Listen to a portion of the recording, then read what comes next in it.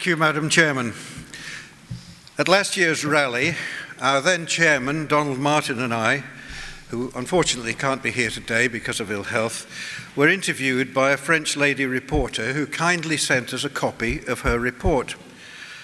And I have to admit that the title rather shocked me. It read, in French of course, Donald and Edward, 100 years of opposition to the European project. Well, I dated my opposition from learning about the Common Agricultural Policy in the early 70s, when it cut us off from our Commonwealth friends, a deed of infamy at midnight on the 31st of December 1972. Donald is a little older than I, but obviously a lot wiser, because he spotted the European potential for bureaucratic authoritarian tyranny as early as the 50s. So, yes, the lady's arithmetic was correct.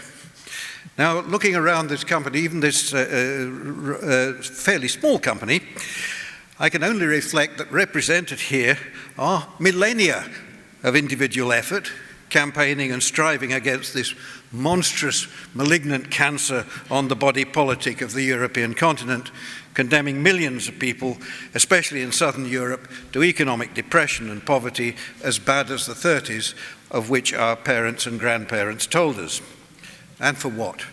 For the sake of that paper imperial vanity project, the euro currency, which we escaped by a whisker.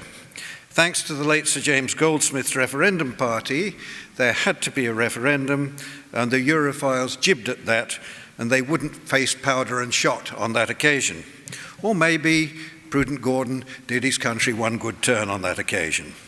Now, we do have to realise that the European Union really hasn't taken anything from us. Everything we lost has been freely given away by our own governments and parliaments of all political colours.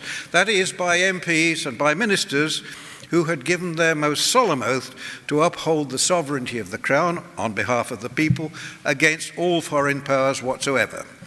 Yet they passed successive enabling act after enabling act, transferring that allegiance and authority over us increasingly to the EU. And whilst we may abhor the EU and all its works, its officials have been relatively straight and honest about its intention, what it says on the tin, ever closer union.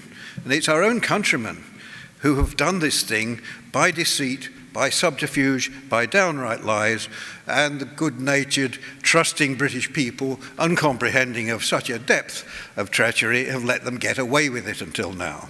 And party loyalties have clouded the issue too. In the 70s, Mrs. Thatcher went flitting around the country in a rather pretty dress, decorated with the flags of European nations. Now, my father was a double-dyed-in-the-wool sort of a Tory. We were talking things over at the time of the 1975 referendum. "I don't like this European business," said Dad. "There's something about it that doesn't smell right." And he paused, and then he added, "But that man Wedgwood bends against it, so there must be some good in it." And on such irrelevant perceptions, the result of a referendum may turn if we do not offer a clear, credible, attractive vision of a prosperous, independent future which appeals to people of all sorts across party divides.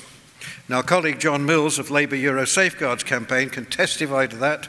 He has the scars to show for it. He was national agent for the No side in the 1975 referendum, outspent by the Europhiles by at least 10-1. And the European movement, incidentally, was funded by the American Central Intelligence Agency, and the documents proving it are in Georgetown University. So that honourable defeat against overwhelming odds was hardly surprising. But Mr. Cameron has only promised a referendum because, like Harold Wilson in 1975, he is pretty jolly sure that he can win it. The rules of a referendum are completely different from those of an election, and we have to learn to master them quickly. And within the rules of the EU itself, there are only so many things Mr. Cameron can do in the time limit that he has set himself, so we have a fairly good idea of what is likely. You can be sure that he will, in some way, repeat Harold Wilson's stratagem, claiming to have achieved a fundamental renegotiation and offering us Britain's New Deal in Europe. It will be better presented and more glossy, of course, and it may have a declaration or two to be attached to the treaty, but it will basically be just as fraudulent if it leaves us subject to the rulings of the European Court of Justice. And I think the script for this is probably already written and agreed with Frau Merkel and the Commission, because in 2017, Mr. Cameron, if he's elected, will be in the presidency of the EU. And so he will come back from battling for Britain to show us his new plan. Well, I think we all of us probably have our own different ideas of the sort of future we would eventually like, but now we need to bend our thoughts, will and efforts, not to them so much as to the practicality of taking the essential first step by winning the referendum, if it comes. Without that, we are stuck.